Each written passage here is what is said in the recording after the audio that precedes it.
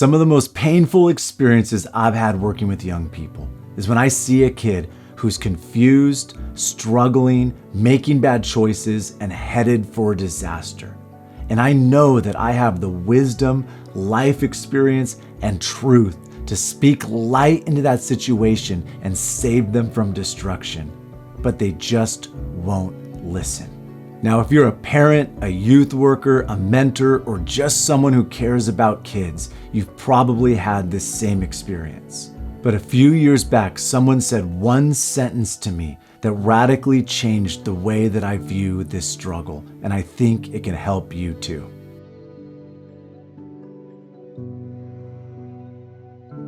Now, it was actually my dad who said this one sentence to me that changed the way that I view and interact with young people.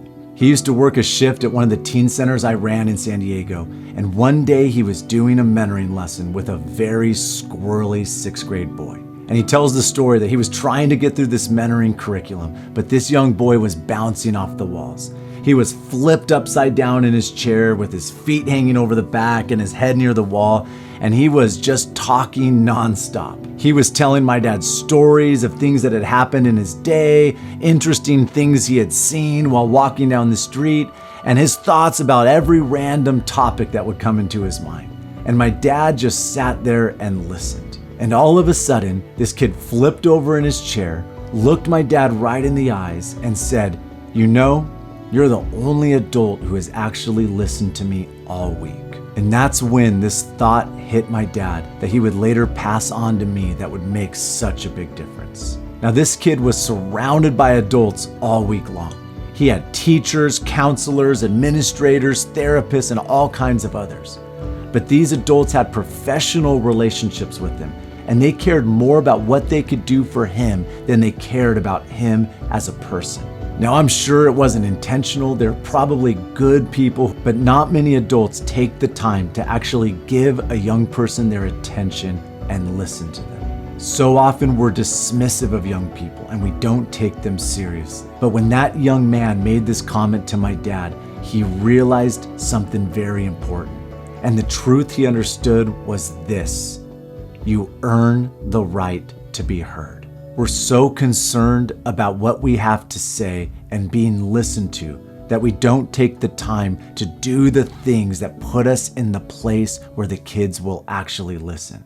So whether you're a parent, a youth worker, a youth pastor, a mentor, or whatever your relationship with young people is, I want to share with you 4 thoughts that will help you in your work with them. The first thought is this: slow down. We're usually so busy trying to accomplish all the important adult things that we have to get done that we don't just give young people our time. You've probably heard the saying that kids spell love Time. And this is so true. Building relationships with young people, building trust with them takes time. We need to slow down, be patient, and just be with them. Second thought is this: look them in their eyes. Now, I mean this physically, but I also mean it in a much deeper sense. I mean, let them know that you see them as a person and care about them as an individual. Take the time to really give them your attention. Number 3 is take them seriously. Take seriously what they care about and take seriously what they think and how they feel. I've said before that young people won't care about what you care about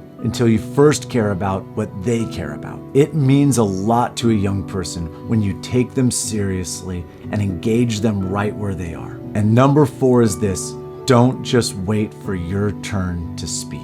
The point of giving young people your time and attention and listening to them is not just so that you can finally tell them all the important things you have to say. The goal isn't just to be heard. The goal is for them to understand. And a young person is going to watch a lot more than they're going to listen. You may spend years feeling like you're never being heard. And then all of a sudden, one day, you're going to turn around and finally realize that they've been following you the entire time, watching.